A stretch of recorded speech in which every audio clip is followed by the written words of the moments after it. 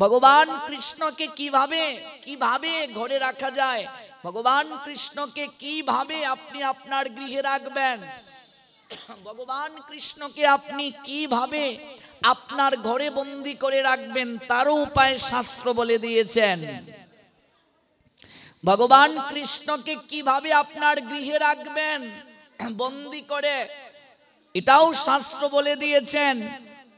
এই গৌর লীলাতেও আছে, জগন্নাথ লীলাতেও আছে, ব্রজ লীলাতেও আছে, এমনকি রাম লীলাতেও আছে, প্রত্যেকটা লীলাতে আছে।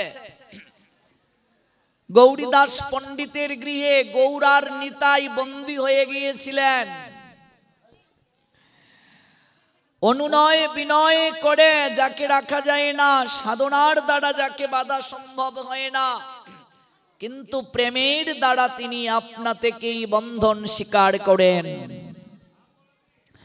গৌরীদাস পণ্ডিতের গৃহে গৌর নিতাই বাধা হয়ে গিয়েছিলেন।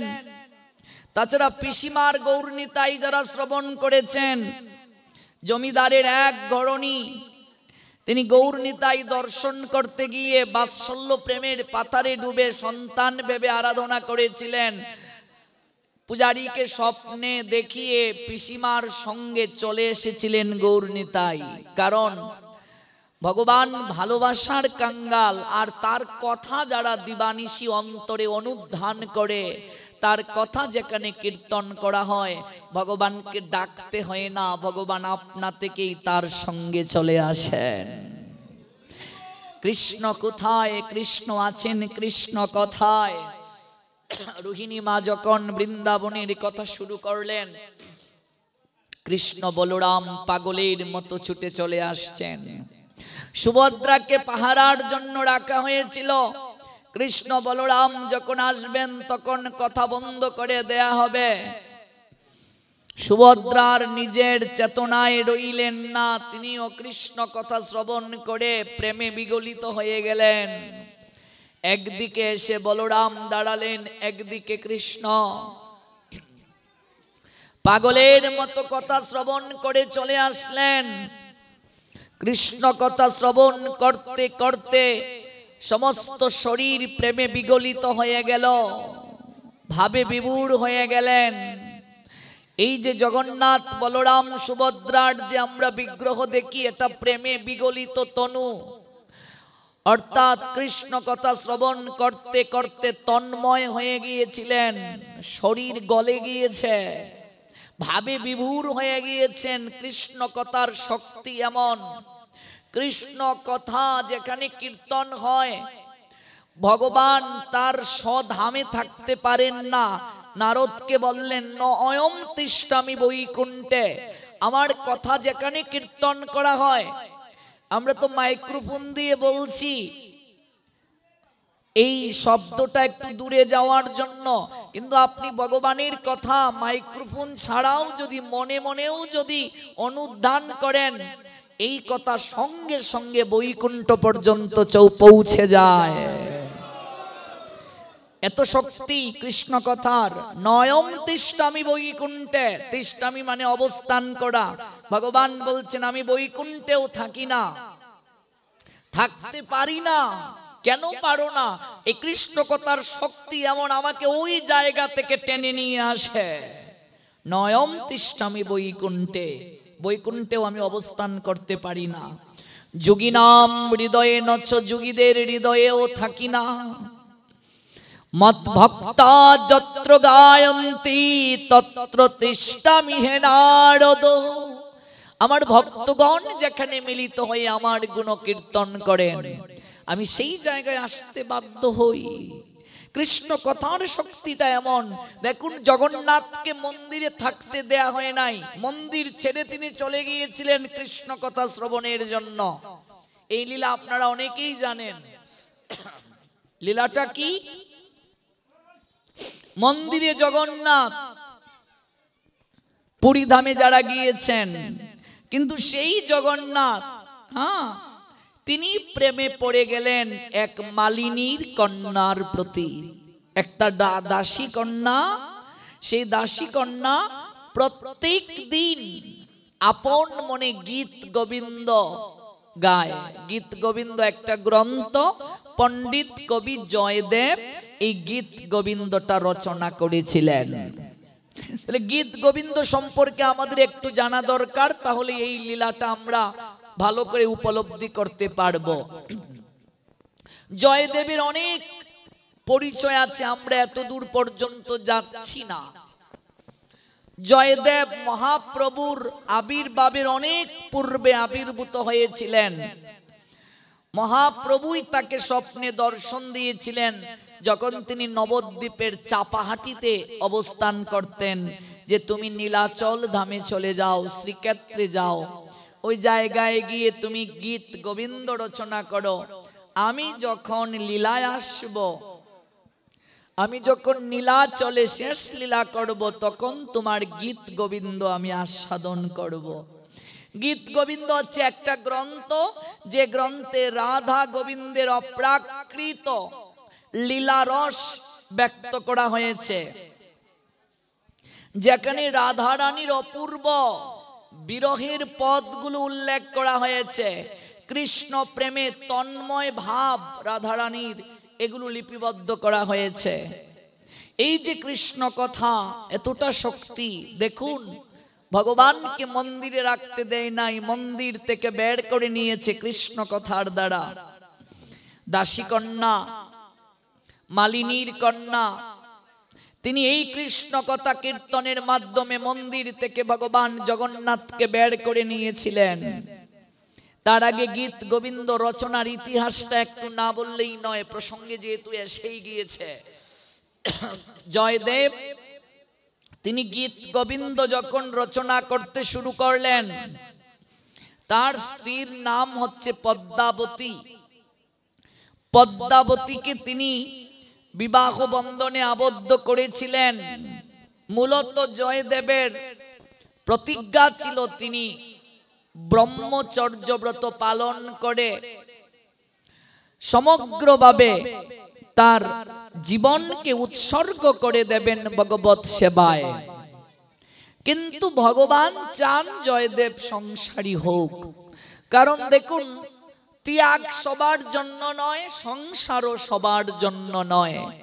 ভগবান কিছু কিছু লোককে জগতের বুকে পাঠান জগতের কল্যাণের জন্য, আবার কিছু কিছু লোককে ভগবান সংসারে পাঠান সংসার করে জগৎকে শিক্ষা দেওয়ার জন্য।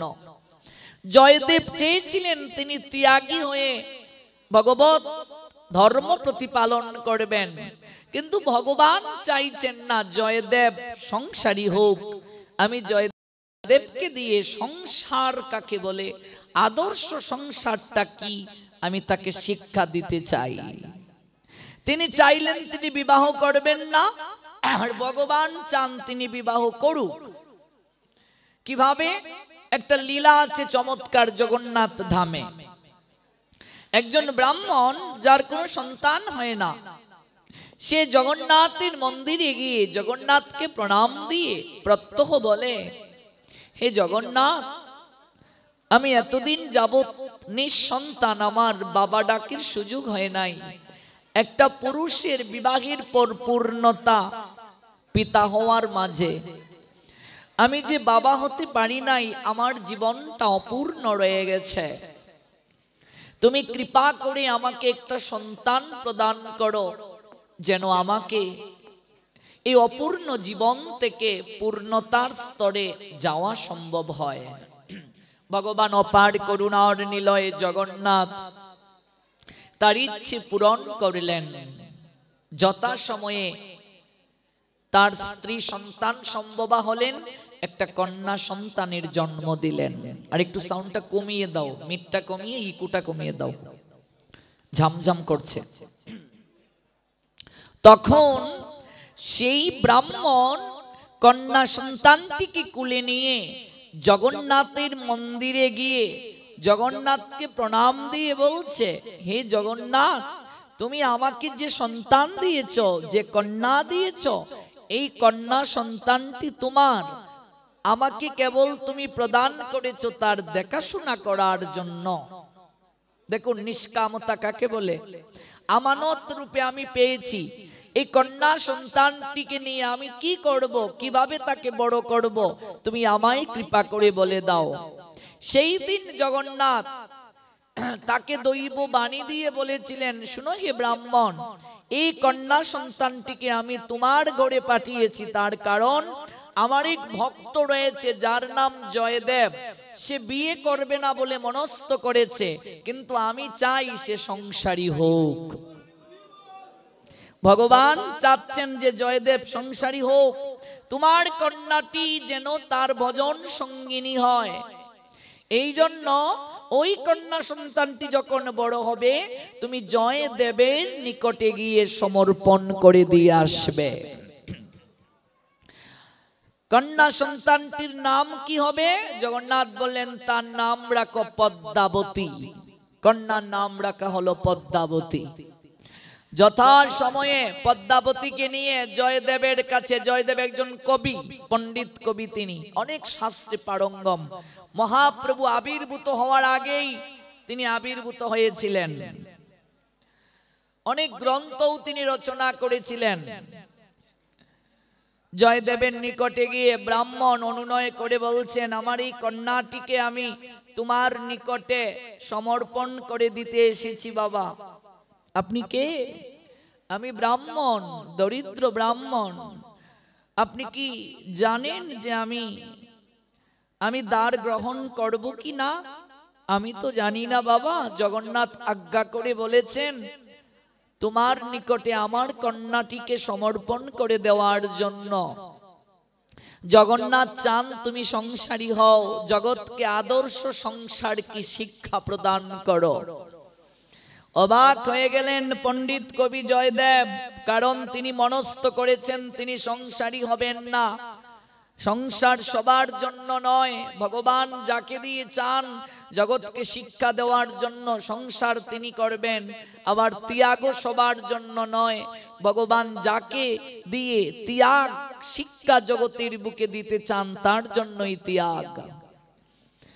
পণ্ডিত কবি বললেন, আমি এই যন্ত্রণাময় কারাগারে যেতে চাই না, আপনি আপনার কন্যাটিকে নিয়ে আপনার গৃহে প্রত্যাগমন করুন। দেখো বাবা, জগন্নাথ চাচ্ছেন তুমি সংসারী হও, আর এই কন্যাটি আমার নয়, জগন্নাথের প্রসাদী। আমি কেবল আমানত রূপে লালন পালন করেছি। এবার তুমি কি তোমার ইষ্ট দেবের বাক্যকে লঙ্ঘন করবে? পণ্ডিত কবি জয়দেব অবাক হয়ে গেলেন। কন্যাটিকে বলছেন যে আমি চাই না সংসারী হব, আর আমার জন্য জগন্নাথ তোমাকে পাঠিয়ে দিলেন। জগন্নাথ কি চান আমি জানি না, তবে তিনি যেহেতু চান আমি সংসারী হই, তাহলে তার ইচ্ছেই পূরণ হোক। ওই পদ্মাবতীকে সংসার জীবনে আনলেন জয়দেব। তারপর অনেক ঘটনা ঘটেছে। আদর্শ সংসার কাকে বলে? আমরা তো বলি যে সংসার ধর্মই বড় ধর্ম। আমরা তো বলি কৃষ্ণের সংসার করো, ছাড়ো অন্য কাম। কিন্তু কৃষ্ণের সংসার কিভাবে করতে হবে এই শিক্ষাটা জয়দেব আর পদ্মাবতী জগতের বুকে দিয়ে গিয়েছেন। সংসারটা কৃষ্ণের করো, কিন্তু সংসার কিভাবে কৃষ্ণের করব? কৃষ্ণের সংসার করো, ছাড়ো অন্য কাম। একটা লীলা যদি আমরা আস্বাদন করি তাহলে আমরা উপলব্ধি করতে পারবো অনেক লীলা আছে জয়দেব পদ্মাবতীর। জয়দেব পদ্মাবতীকে যেদিন গ্রহণ করলেন সেই দিন বললেন, শুনো হে পদ্মাবতী, আমি তোমাকে গ্রহণ করেছি ভজন সঙ্গিনী জন্য, তুমি আমার ভজনে সহায়তা করবে বলে। তবে মনে রাখবে আমার এই মন আমি গোবিন্দ চরণে আগে অর্পণ করে দিয়েছি। একটা মন তো আর কজনকে দেওয়া যাবে? যেমন ভগবানকে দিয়ে দিয়েছি তোমাকে দেব কি করে? দেখুন ভক্ত কাকে বলে। আমার এই মন গোবিন্দকে দিয়ে দিয়েছি, তাহলে আমি তোমায় কিভাবে দেব? এরপরও ভগবান চান তুমি আমার ভজন সঙ্গিনী হও, তুমি আমায় ভজনে সহায়তা করো।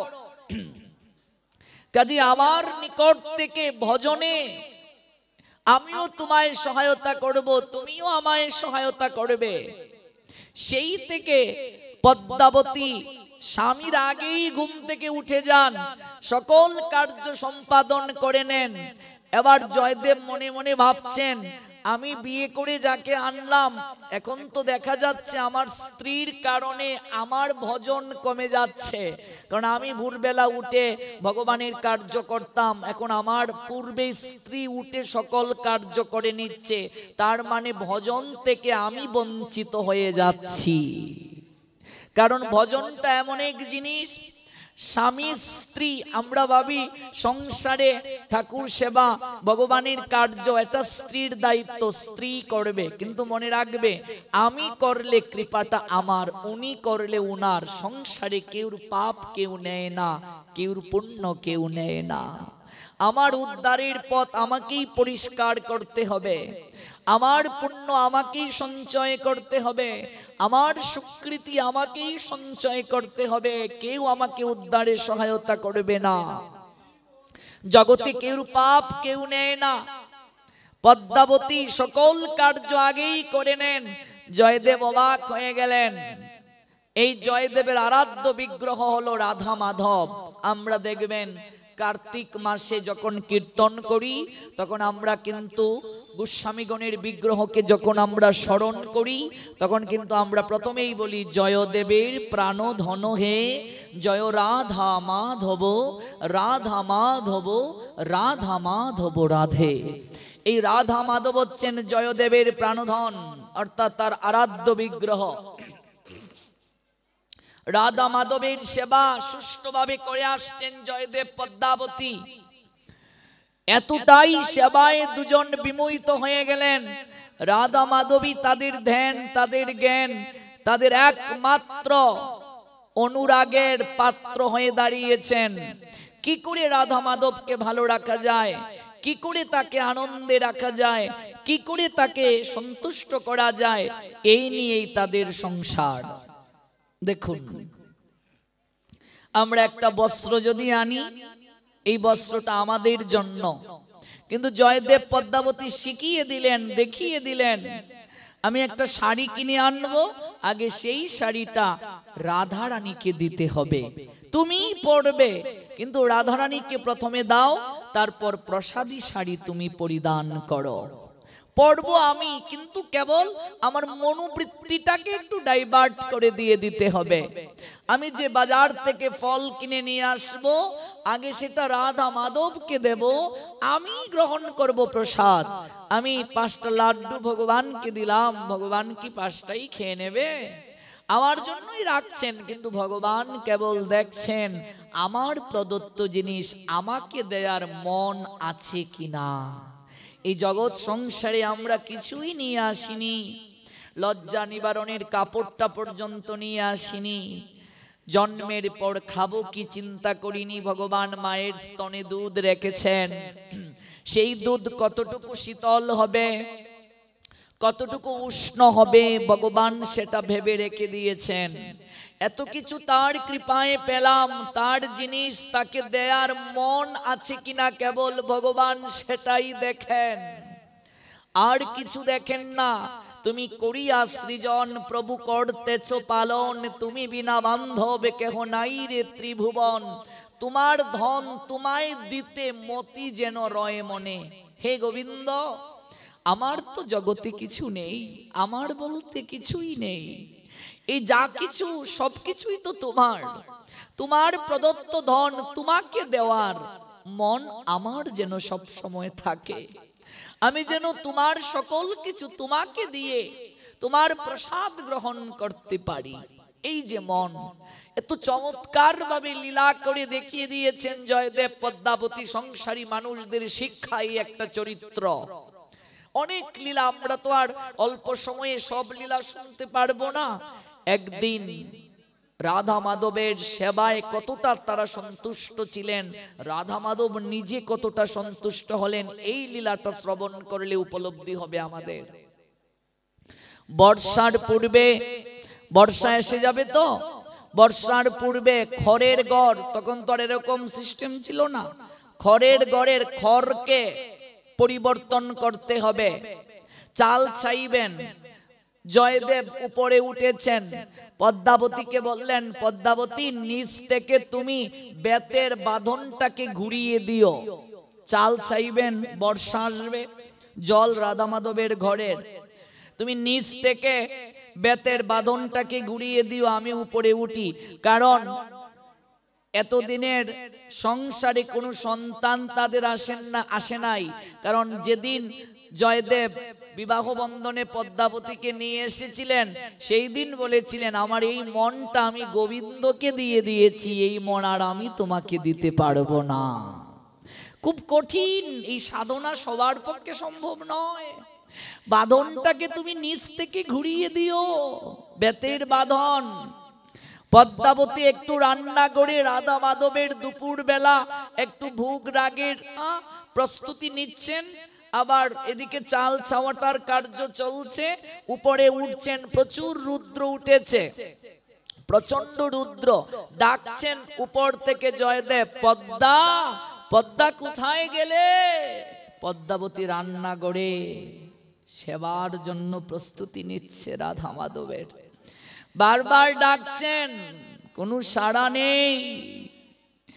বেতের বাঁধনটা নিচ থেকে ঘুরিয়ে দাও। পদ্মাবতীর কর্ণে সেই শব্দ যায়নি। এদিকে আমার অন্তর্যামী ভগবান শ্রী মাধব এতটা সেবায় সন্তুষ্ট হলেন। পদ্মার এবং জয়দেবের সেবা দ্বারা দেবতাকে বন্দী করে রাখা যায়, কৃষ্ণ কথার দ্বারা ভগবানকে বন্দী করে রাখা যায়। স্বয়ং ভগবান মাধব আর স্থির থাকতে পারলেন না, তিনি বিগ্রহ থেকে বের হয়ে পদ্মাবতীর রূপকে ধারণ করে নিলেন। পদ্মাবতীর রূপ ধারণ করে দ্রুত গতিতে ছুটে চলে আসলেন নিচ থেকে বেতের বাঁধনটাকে গুড়িয়ে দেওয়ার জন্য। উপর থেকে জয়দেব বেতটাকে নিচের দিকে দিচ্ছেন, আর নিচ থেকে ভগবান শ্রী মাধব পদ্মাবতীর রূপ ধারণ করে বাঁধনটাকে, বেতের বাঁধনটাকে ঘুরিয়ে দিচ্ছে। অসতর্কতার সঙ্গে জয়দেব উপর থেকে বেতটাকে দিলেন, একটু অঙ্গুলিতে আঁচড় লেগে গেছে বাবা, একটু কেটে গিয়েছে অঙ্গুলি। তিনি তো ভেবেছেন তার স্ত্রী পদ্মাবতী সেই কার্যটা করছে। কার্য যখন শেষ হলো, নিচে নামলেন, পদ্মা কোথায়? রাধা মাধবের সেবার সকল প্রস্তুতি কার্য শেষ, নিয়ে গেলেন ঘরে।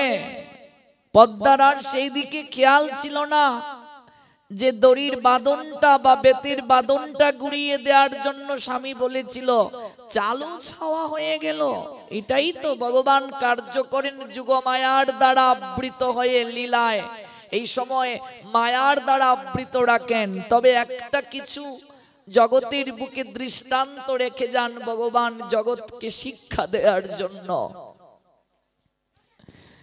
ঘরে প্রবেশ করলেন, গিয়ে দেখেন রাধা মাধব যে প্রতিষ্ঠিত বংশীদারি গোবিন্দ আমার ত্রিবঙ্গ ভঙ্গিম রূপ, তার অঙ্গুলির এই জায়গা থেকে ফুটা ফুটা করে রুধির ঝরছে বাবা। অবাক হয়ে গেলেন জয়দেব, কি করে সম্ভব? পদ্মা, এমন কেন? আমার মাধবের অঙ্গুলি থেকে রুধির কেন ঝরছে? পদ্মা, আমার মাধবের কি হলো? তার অঙ্গুলি থেকে রুধির কেন ঝরছে? জয়দেবের প্রাণদন হচ্ছে রাধা মাধব, তার আরাধ্য বিগ্রহ। নিজের শরীরের কষ্টটাকে জয়দেব কষ্ট অনুভব করে না, কিন্তু রাধা মাধবকে কস্মিন কালেও সে কোনো কষ্ট দিতে চায় না। কিন্তু আজকে ত্রিবঙ্গ ভঙ্গিমধারী মাধবের বিগ্রহ থেকে এখনো দৃশ্য অবলোকন করে জয়দেব আচারীকে এই বিগ্রহের চরণে পড়ল, হে মাধব, আমি কি কোনো অপরাধ করেছি? তোমার এই জায়গা থেকে রুধির কেন পড়ছে? আমরা বলি পাথরের বিগ্রহ, হ্যাঁ, পাথরের বিগ্রহে কি প্রাণ আছে? পাথরের বিগ্রহে অনুরাগ ভক্তিতে প্রাণের সঞ্চার হয়ে যায় বাবা। ভক্তি আর অনুরাগ যেখানে গভীর, পাথরের বিগ্রহেও প্রাণের সঞ্চার হয়ে যায়। মীরাবাইকে তার মা বলেছিলেন, যখন গিরিধারীর চিত্রপটটা নিয়ে মীরার সামনে তুলে ধরা হয়েছিল, মীরা যখন আবদার করেছিল পাশের বাড়িতে বাজনা বাজছে, বর আসবে, আমার বর কবে আসবে, অবুঝ বালিকাকে বুঝ দেওয়ার জন্য তার মা গিরিধারীর একটা চিত্রপট এনে বলেছিলেন, মীরা এই তোর বর। মীরা বলেছিলেন, আমার বর আমার সঙ্গে কি কথা বলবে, কথা কেন বলছে না? মীরার মা বলেছিলেন, মারে এ হলো গিরিধারী লাল, এই গিরিধারী লাল সবার সঙ্গে কথা বলে না মা। যারা ভক্তি আর অনুরাগ বড়ে তাকে ডাকে, যারা ভক্তি আর অনুরাগ বড়ে তাকে আপনার করে, মা মীরা ওই গিরিধারী লাল কেবল তাদের সঙ্গেই কথা বলে রে মা, কেবল তাদের সঙ্গেই কথা বলে। এই যে অনুরাগ আর ভক্তি দুটি শব্দ মীরার কর্ণকুহরে গুচরিত হয়েছিল, হৃদয়ে গেঁথে গিয়েছিল, এই অনুরাগ আর ভক্তিতে গিরিধারী লাল মীরার জীবন সর্বস্ব প্রাণনাথ হয়ে গিয়েছিলেন। আজকে জয়দেব সেই অনুরাগ ভক্তির ডুরে রাধা মাধবকে প্রাণনাথ করেছে, প্রাণধন করেছে, তাই চরণে পড়ে ক্রন্দন করছে, মাধব আমি আমার অঙ্গে আঘাত হলেও আমার বিন্দু মাত্র কষ্ট অনুভূত হয় না। তুমি একটি বার বলো তোমার কি হয়েছে, তোমার অঙ্গুলি থেকে রুধির কেন ঝরছে, তোমার অঙ্গুলি থেকে রুধির কেন ঝরছে? পদ্মাবতী আসলেন, ও হে পতিদেব, আমাকে না ডাকছিলে নিচ থেকে বেতের বাঁধন গুড়িয়ে দেওয়ার জন্য, এত শীঘ্রই তুমি কাজ শেষ করে ফেললে? আমি তো রন্ধনশালায় ছিলাম, আমি সেবার প্রস্তুতি নিচ্ছিলাম। কেন পদ্মা, তুমি তো নিচ থেকে দড়ির বাঁধনকে ঘুরিয়ে দিয়েছিলে, বেতের বাঁধন ঘুরিয়ে দিয়েছিলে। না, আমি তো রান্নাঘরেই ছিলাম রাধা মাধবের সেবার প্রস্তুতি নেওয়ার জন্য, আমি তো বেতের বাঁধন ঘুরিয়ে দেইনি।